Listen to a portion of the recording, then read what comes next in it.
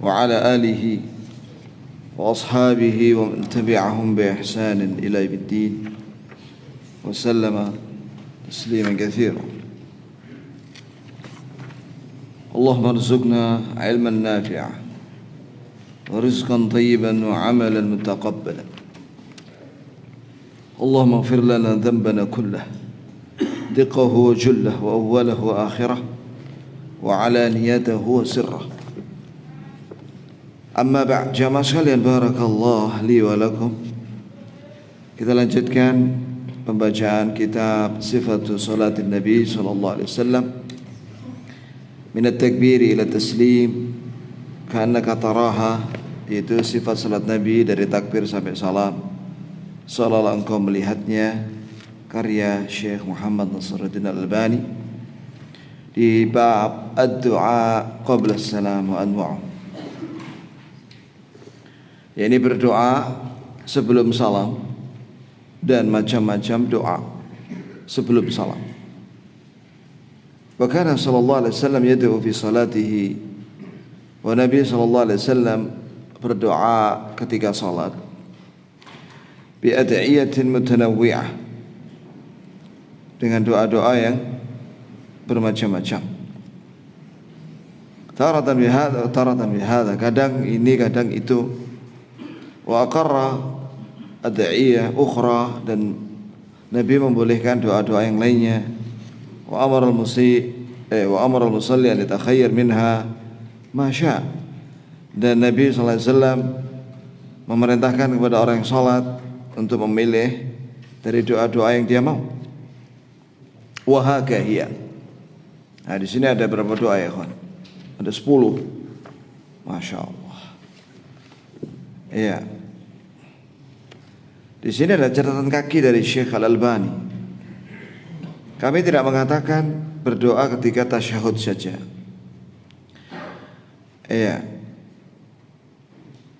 Nah, tapi di dalam salatnya, bukan hanya ketika tasyahud saja, tapi juga yang lainnya.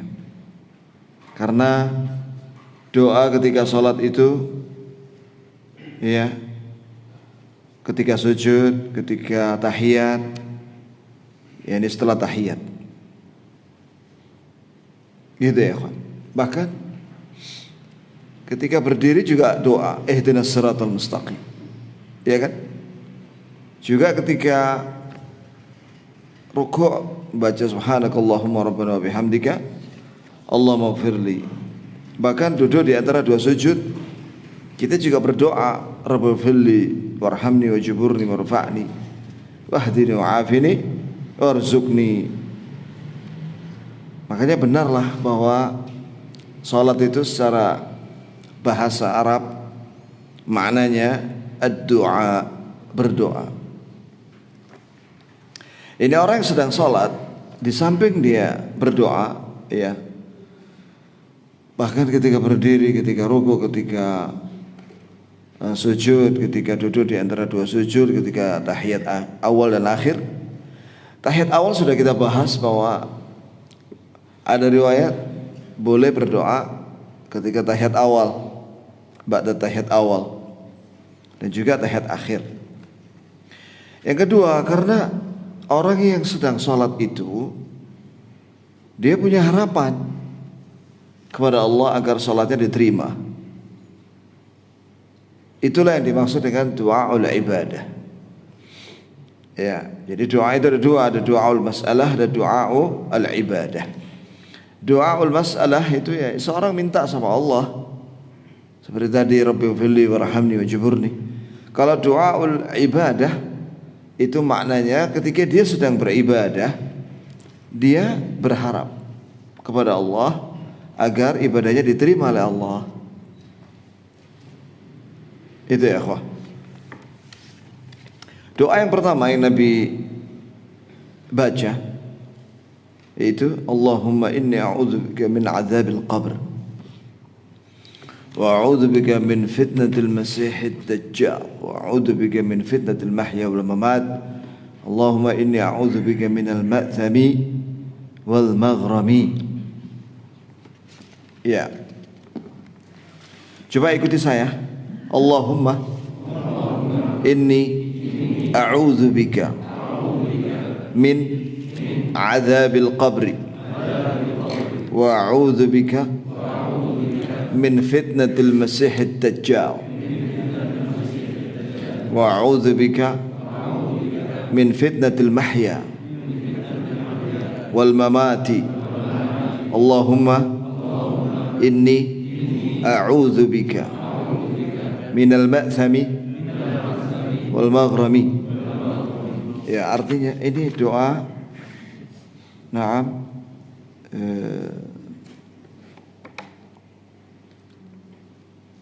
diriwayatkan oleh Imam Bukhari dan Muslim. Nah, artinya Allahumma ya Allah, ini sesungguhnya saya a'udzubika, aku berlindung kepadamu min adzabil qabr, dari siksa kubur, wa a'udzubika, dan aku berlindung kepadamu min, dari fitnah al-masih ad-dajjal. Ya, wa a'udzubika, dan aku berlindung kepadamu min fitnatil mahya, dari fitnah kehidupan di dunia ini, wal mamat, dan dari fitnah kematian. Ini sudah pernah kita bahas. Nah, yang belum, Allahumma inni a'udzubika minal ma'tham. Allahumma ya Allah, ini sungguh saya a'udzubika, aku berlindung kepadamu minal ma'tham. Ma'tham itu artinya dosa. Ma'tham artinya apa? Dosa. Baik itu dosa itu sendiri, ya, atau akibat buruk daripada dosa. Itu ya kan. Kemudian al-maghram. Maghram itu artinya terlilit utang. Iya. Dan Nabi SAW sering baca doa ini. Ma aktsara ma tasta'id minal maghram ya Rasulullah. Alangkah sering yang kau, ya wahai Nabi, aku mendengar kau berlindung kepada Allah dari apa? Dari maghram, dari terlilit utang. Berarti Nabi baca doa ini ketika apa? Di rumah, di rumahnya Aisyah. Yani ketika sholat malam atau sholat sunnah di rumah, Nabi baca doa ini dan didengar oleh Aisyah radhiyallahu anha. Maka Rasulullah menjawab, Inna rajul idza gharim haddatsa fakadzab. Seseorang itu apabila terlilit utang, jika dia berbicara dia bohong. Ya, ini dia bilang misalnya, besok saya bayar utang, ternyata enggak bayar. Bohong dia. Nasallallahu salamatul afiyah. Wa idza wa'ada fa akhlaf. Jika dia berjanji luput terus. Nah, ini penting ya, kawan. Ya. Dalam satu riwayat Nabi berdoa wa ghalabatid dain, dan dari dililit utang, wa qahrir rijal, dan dikuasai orang. Maka di sini jamaah sekalian, hati-hati ya dari hutang ini ya. Boleh seorang hutang dengan syarat tanpa riba. Tanpa riba. Yang kedua, bahwa dia bisa bayar. Ya. Ya, ini dia punya penghasilan rutin, yang dengan penghasilan rutin itu dia bisa bayar. Nah, itu boleh. Kemudian ada nasihat yang bagus dari ilmu ekonomi ya, secara umum, bahwa seorang itu kalau misalnya punya penghasilan 100 misalnya, jangan lebih utang dari 30%. Ya, ini kalau dia punya gaji rutin 100 misalnya, maka jangan dia punya utang lebih dari 30%. Karena itu bisa lama-lama bisa bahaya ya. Apalagi sampai 100% utangnya. Lah terus buat makan apa? Nah ini penting ya. Wallahi saya sering mendengar ada orang meremehkan masalah hutang ini. Kemudian dia hutang lewat bank kredit atau lewat ini loh, lewat aplikasi online itu ya. Wah sudah sumpek. Akhirnya tiap hari ditagih orang. Tiap hari ada yang nagih dia. Bukan hanya dia yang ditagih. Persyaratannya itu setiap utang ya, pengen dapat utangan itu online itu, dia harus menyerahkan 10 nomor HP temannya. Nah ketika dia gak bisa bayar, 10 temannya dia diteror. Loh ini kan repot sudah. Iya kan, 10 teman-temannya itu diteror. Akhirnya harus jual rumah untuk nutupi utang-utangnya. Itu ya kawan. Maka memang penting ya kita itu belajar ini loh, fikih muamalah, fikih jual beli, fikih halal haram. Iya. Dahulu para ulama ahli fikih itu memberikan nasihat atau fatwa kepada penguasa dan diterima oleh penguasa, yaitu persyaratan bagi setiap pedagang yang mau masuk pasar harus lulus tes. Lulus tes apa? Ya tes itu hukum jual beli. Ini dia harus ngaji dulu supaya dia tidak jatuh ke dalam riba, jatuh ke dalam kedzaliman, penipuan. Alangkah banyaknya zaman sekarang ini yang seperti itu ya. Di sini belum ada ya fikih jual beli ya, belum ada ya. Belum ada. Iya. Baik. Jadi hafalkan doa ini ya ikhwan, Allahumma inni a'udzubika minal ma'tsami wal maghrami. Dosa ini juga, apalagi zaman sekarang ini dosa ini banyak sekali, macam-macamnya. Ya, ada dosa besar, ada dosa kecil. Bahkan dosa itu ada yang mukaffirah, ada yang ghairu mukaffirah.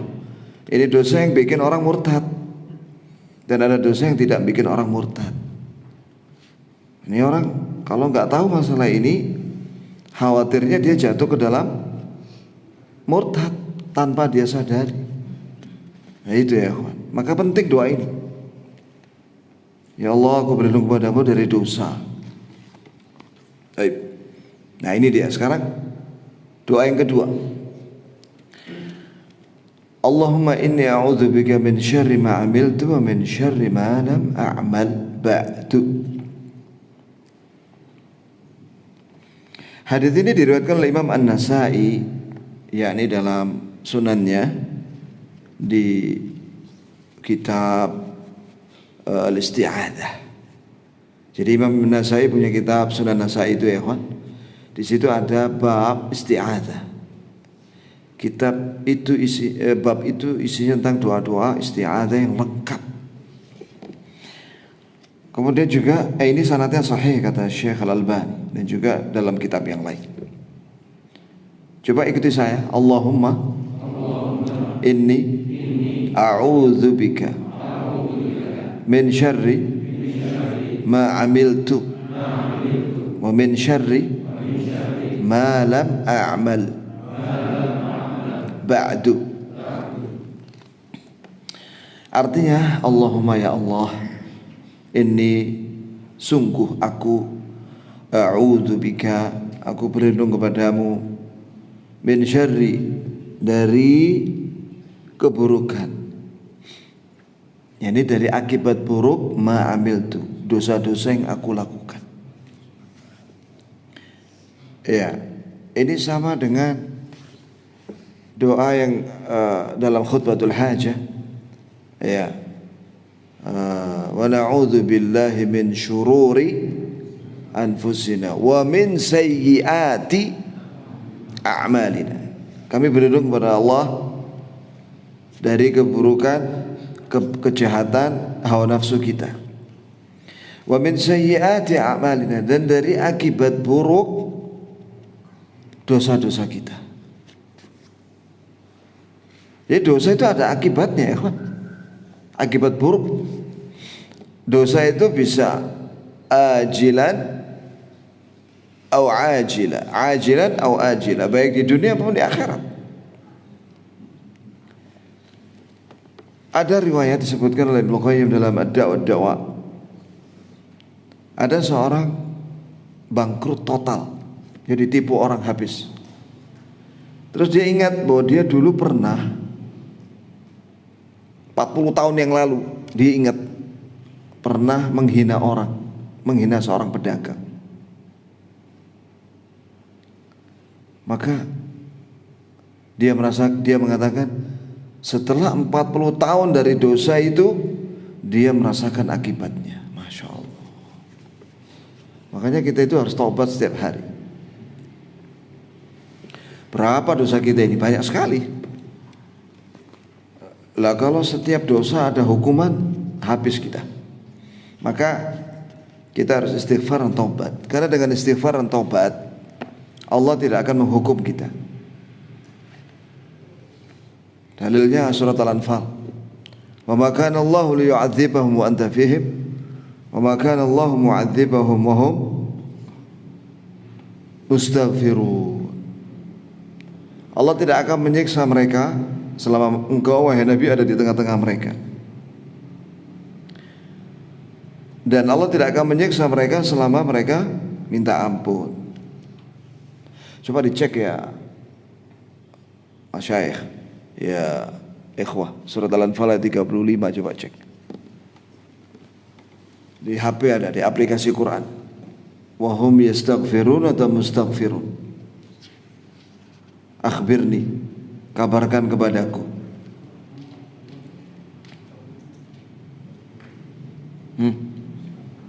Rahman.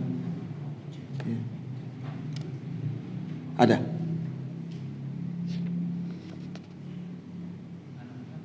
Hah? Ada yang sudah baca? 35 lah enggak salah. Wa ma kana Allah liyu'adzibahum wa anta fihim.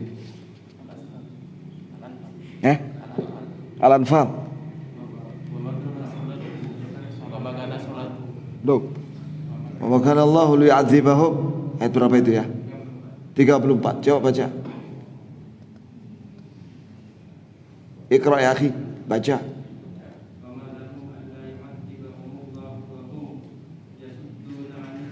Loh, wa kana Allah li'adzibahum wa anta fihim. 33. Afwan.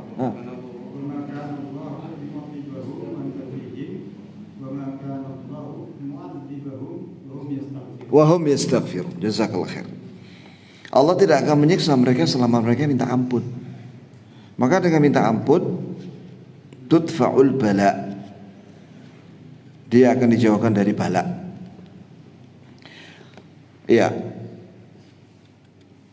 Kemudian wa min syarri ma lam a'mal. Wa min, dan dari syarri akibat buruk atau keburukan ma lam a'mal. Dosa yang aku tidak mengamalkan tapi diamalkan orang lain. Ba'd, setelah itu.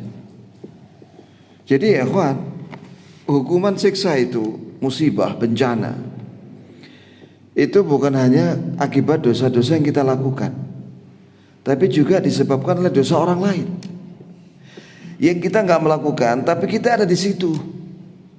Jika turun bencana kepada orang itu, ya kita kena juga.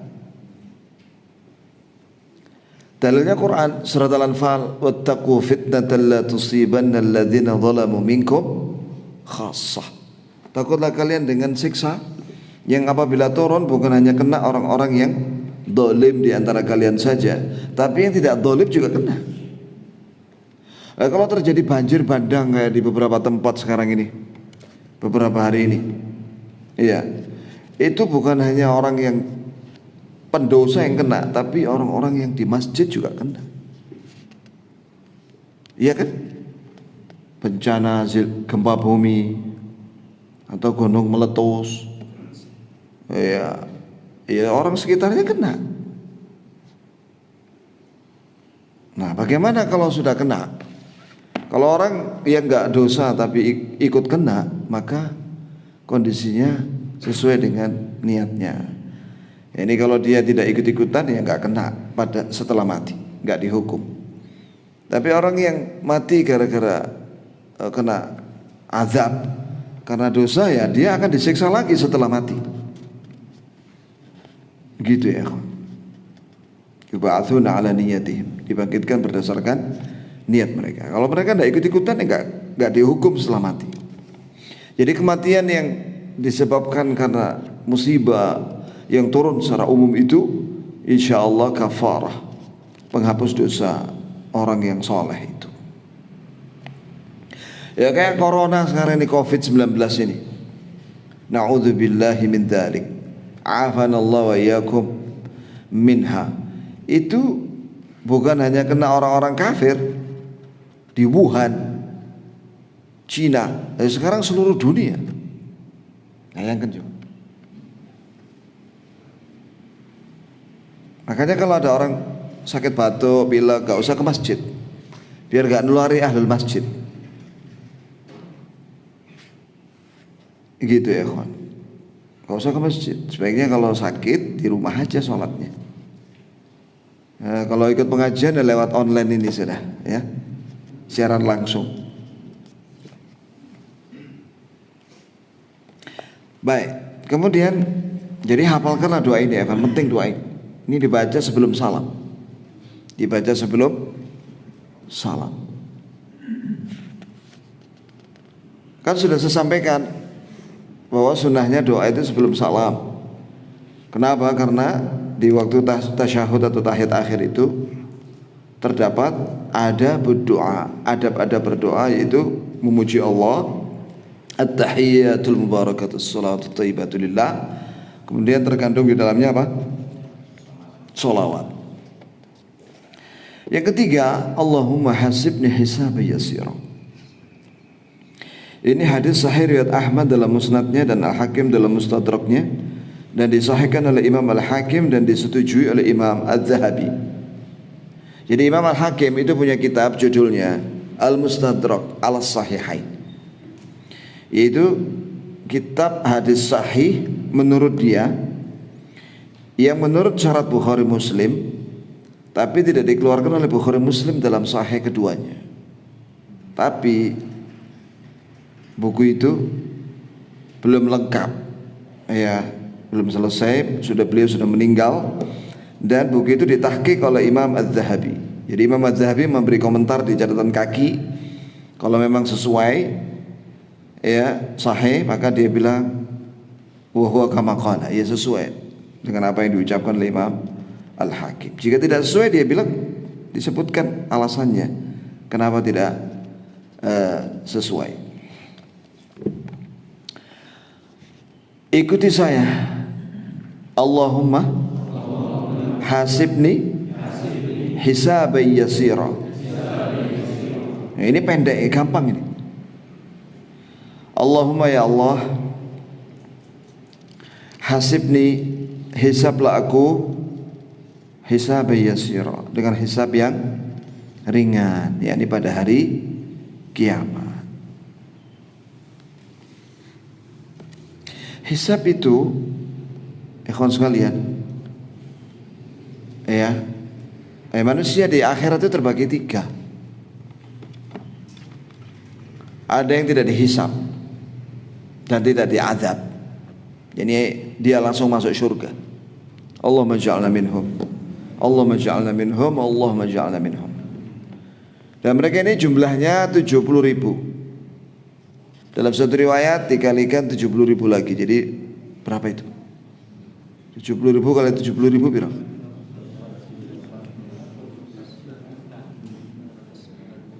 Loh, kok khilaf ini ya? Coba pakai kalkulator piro. Ya sudah itu. Ya. Yang kedua, ada orang yang dihisab dengan berat. Nah, ini akan disiksa. Ya. Itu lama hisabnya. Ya kawan, berapa lama orang dihisab itu? Sampai 500 tahun ada. Itu pernah kita sampaikan tafsir, penjelasannya di tafsir surat Al-Ma'arij. Siapa mereka? Itu ashabul mal, orang-orang kaya, tapi tidak mau bayar zakat. Maka dia akan disetrika di padang mahsyar waktu hisab selama 500 tahun. Ini karena fase hisab itu 500 tahun. Kalau itu hewan ternak, dia gak bayar zakat, maka dia akan diinjek-injek oleh hewannya itu, ditanduk selama 500 tahun. Berat sudah itu, disiksa itu, dilihat orang banyak. Yang ketiga, orang yang dihisab dengan ringan. Bagaimana hisab ringan itu? Yakni dia itu ditanya oleh Allah, bukankah kamu melakukan ini, melakukan ini, melakukan ini? Iya ya Rabb. Maka Allah mengatakan, aku telah tutupi dosamu di dunia dan aku ampuni sekarang kamu. Nah, ini hisab yang ringan ini.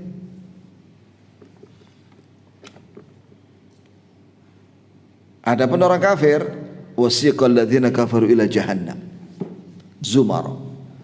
Orang-orang kafir digiring ke neraka jahanam berkelompok-kelompok.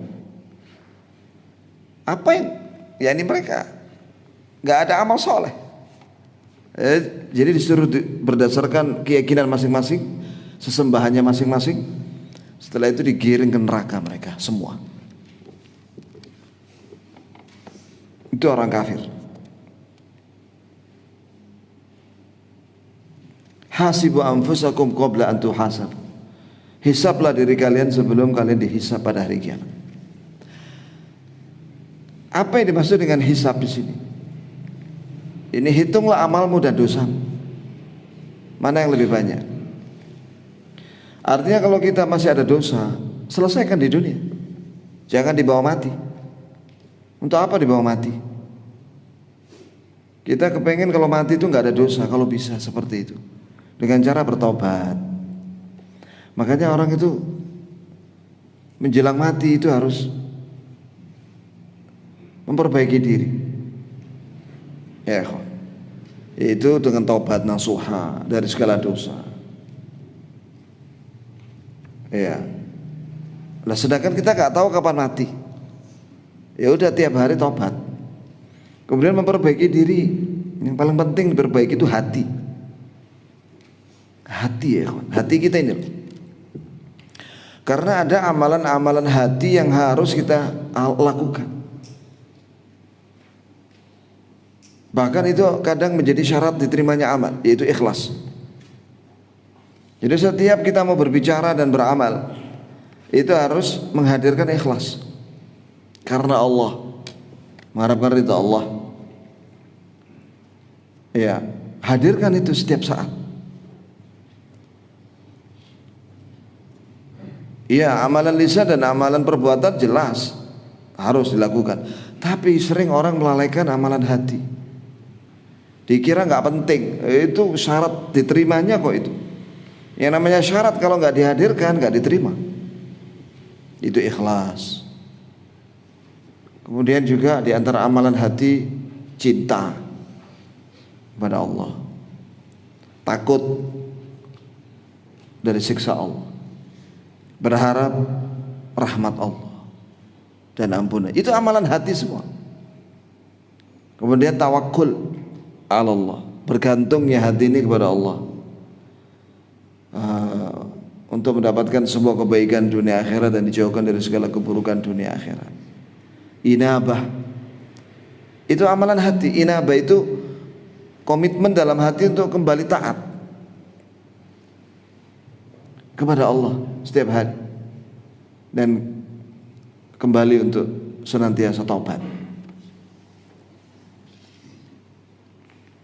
Itu 3 hal tadi, yaitu cinta, takut, harap pada Allah.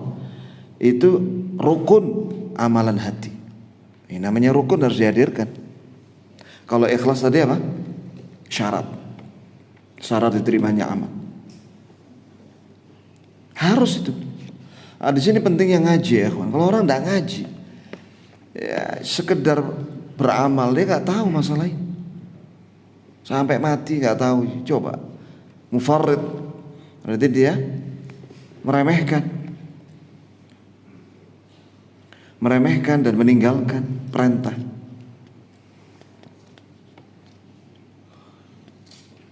Itu yang kita hisab diri kita itu. Kemudian kita tanya pada diri kita, mana perintah yang belum dilaksanakan dengan sunnah, sesuai dengan sunnah. Ya, apakah masih ada bid'ah? Dan tinggalkan bid'ah itu. Kemudian perbaiki hubungan dengan manusia. Ini berbuat baik sama manusia, orang tua, keluarga, istri, anak, kerabat. Iya, kalau ada kedzaliman ya minta maaf, selesaikan. Nah, lisan ini bahaya, wallah lisan ini.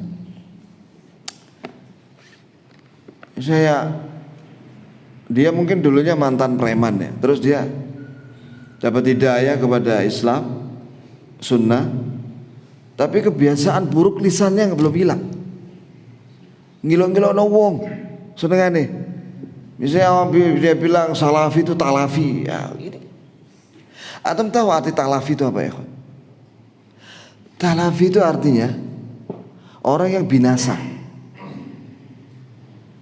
Talaf, bangkrut, binasa.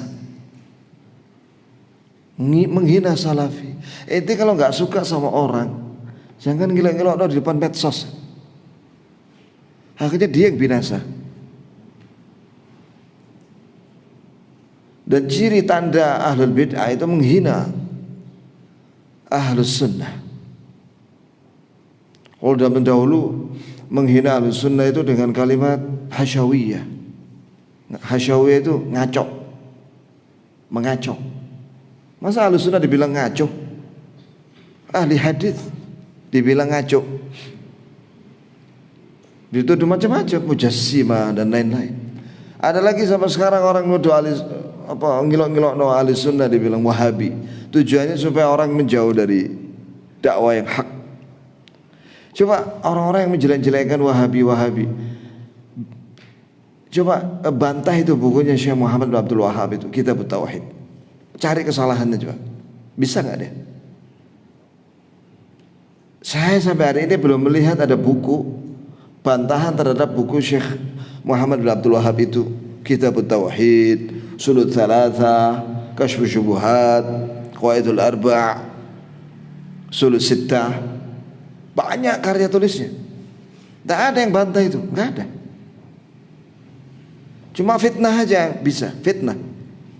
Wah, Wahabi, mereka udah apa ini? Ya.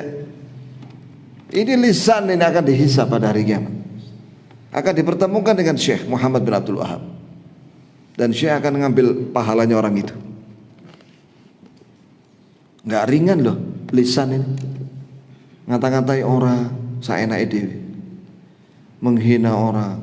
Kita kalau misalnya melihat ada kemungkaran pada orang lain, kita langsung sebutkan kemungkaran itu dan kita larang. Kalau kemungkaran itu nyebar ya kita bantah dengan disebarkan, tidak apa-apa. Tapi ngilok-ngilok no pribadinya orang jangan. Nah ini kebiasaan ngilok-ngilok no orang ini hentikan. Kebiasaan buruk, akhlak yang buruk itu hentikan. Jangan diteruskan. Ini penting ya ikhwan. Atau kebiasaan misalnya mengambil harta orang tanpa hak, meminta-minta harta orang. Hukum asalnya kata Syekh bin Utsaimin haram. Minta-minta itulah haram, kecuali dia miskin. Miskin itu artinya dia terlilit utang misalnya, boleh dia minta zakat. Ngomong aja, jangan diam. Ya, nanti kita hubungkan dengan orang kaya yang punya zakat agar dibantu dengan zakat. Jangan diam. Tapi kalau sudah tercukupi, ya udah jangan minta lagi. Ya kok. Apalagi dijadikan profesi minta-minta, haram hukum. Jadi ada orang datang dari sana jauh, kemudian datang ke kota pakai fiction, kemudian dia parkir di depan restoran Padang, kemudian dia makan di situ. Nah setelah itu dia ganti baju compang-camping dan jadi pengemis di pinggir jalan. Sore-sore makan lagi di nasi Padang itu, ganti baju lagi, pulang. Nah ini kan tidak boleh seperti ini. Orang yang seperti itu minta-minta dijadikan profesi, pada hari kiamat dia wajahnya itu tidak punya daging, tinggal tengkoraknya saja. Kan medhe dia, mengerikan. Wajah hilang ini, pipinya hilang, kulitnya hilang, dagingnya hilang, tengkoraknya dong, tulangnya ngomong gini. Na'udzubillah min dzalik. Ya. Yang keempat, masih ada waktu habis waktu ya akhi. Ya, yang keempat dan seterusnya insyaallah kita lanjutkan di lain waktu biidznillah taala. Apa ada pertanyaan? Ya.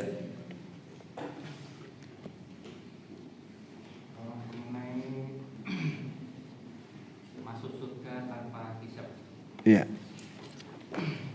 Ya, kita semuanya harus berharap itu bisa dimasukkan dalam surga oleh Allah tanpa hisab. Di hadis itu dikatakan 70.000 ya. 70.000 ya. Iya. Surga tanpa hisab. Kan tadi Ustaz menyampaikan juga itu dikalikan lagi 70.000 ya. dikalikan sekitar 4.900.000. Padahal kita ini kan sangat kepingin Ustaz, dengan jumlah seperti itu kayaknya peluangnya kecil banget Ustaz. Nah ini apa ada jalan lain atau mungkin dalil yang kita ini bisa masuk surga tanpa hisab? Iya, tadi sudah saya sampaikan. Kalau orang mati dalam keadaan tidak membawa dosa, ya dia akan masuk surga tanpa hisab. Gak ada dosa yang ditanyakan oleh Allah. Itu pentingnya kita bertaubat. Dan tidak mungkin kita bisa bertaubat, tahu bahwa itu adalah dosa yang harus kita bertaubat, kecuali kita tahu bahwa itu dosa. Karena ada orang tidak tahu bahwa itu dosa. Nah ini yang bahaya. Ada orang berbuat dosa tapi dia nggak tahu bahwa itu dosa, dikira itu benar, sehingga dia tidak akan bertobat sampai mati. Seperti bid'ah.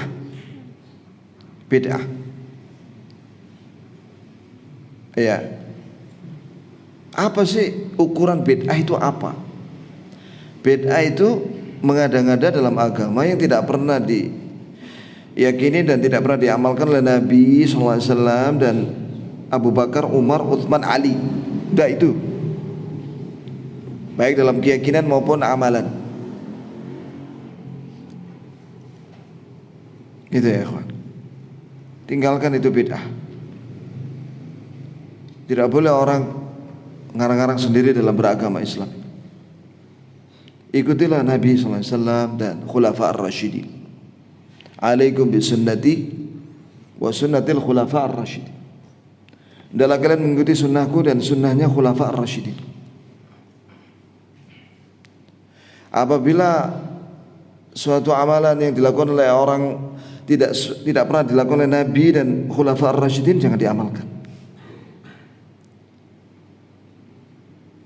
Banyak. Zaman kita ini, wah banyak sekali. Ya, maka penting kita ngaji, penting ngaji kita ya. Sampai kapan kita ini belajar agama ini? Imam Ahmad waktu sakit ini.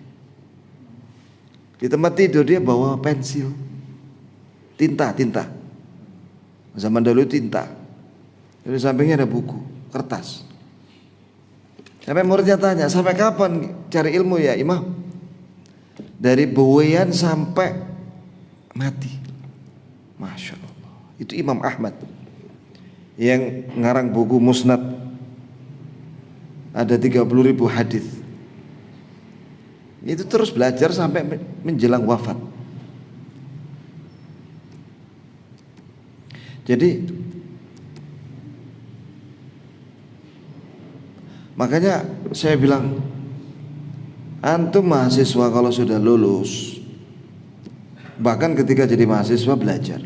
Tapi setelah jadi mahasiswa, sudah bekerja, sudah PNS atau pengusaha, belajar agama. Makanya ada seorang bapak udah pensiun, terus dia belajar bahasa Arab. Bisa 5 tahun, akhirnya bisa baca kitab. Yang perlu ada kelas atau materi bahasa Arab. Mudah kok, mudah sekali. Yang penting kita itu harus mencintai dulu. Bagaimana supaya kita mencintai bahasa Arab itu ya? Pertanyaannya sederhana. Antum cinta Quran enggak? Cinta Allah enggak? Cinta ya. Nah Allah itu berfirman, berkata. Di antara perkataannya itu Quran. Jika antum mencintai Allah, tentu mencintai perkataannya. Lah karena perkataannya itu dengan bahasa Arab, maka antum harus mencintai bahasa Arab.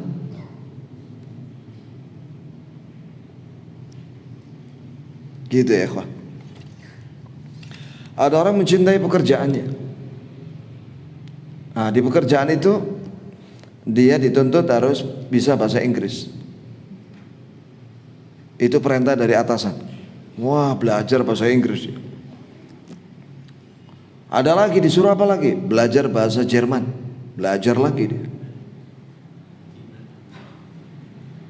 Ya nih, apalagi zaman sekarang kan bahasa Cina lagi. Nah, kayaknya bahasa Cina lebih sulit daripada bahasa Arab. Karena bahasa Cina pakai pagar-pagar begini tulisannya, ya kan? Sulit itu. Allah musta'an. Tapi dia mau belajar. Artinya apa? Kalau dia cintanya benar sama Allah dan Nabi Muhammad SAW, dia akan mencintai bahasa wahyu, bahasanya Rasulullah.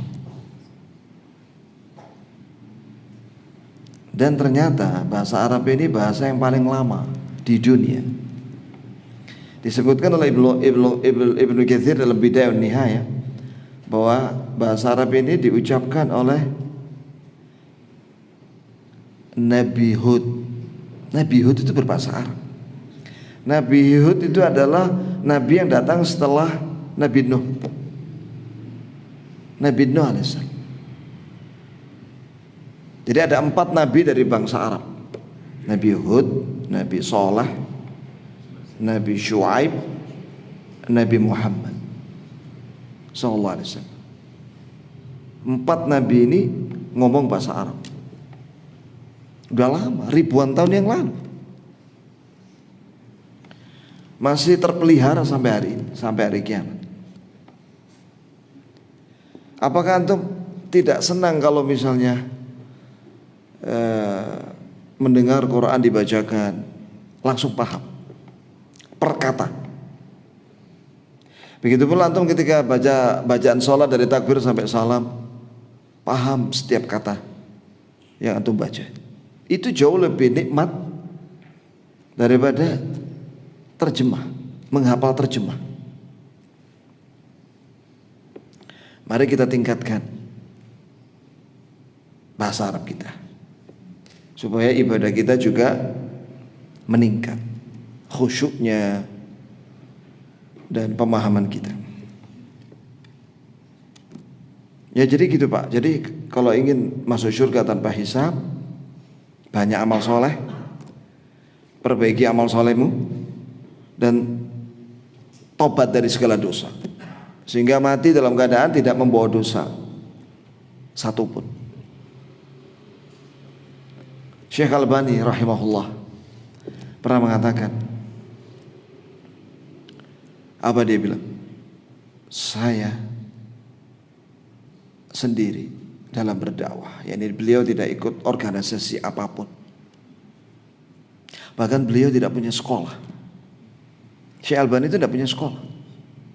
Dia ngajar, dia nggak boleh ngajar di masjid di Yordan itu. Dia ngajarnya di rumah-rumah. Dan direkam oleh muridnya namanya Abu Laila. Masya Allah. Ya sekarang itu menjadi segini ya. Ditulis oleh Syekh Dr. Shadi namanya.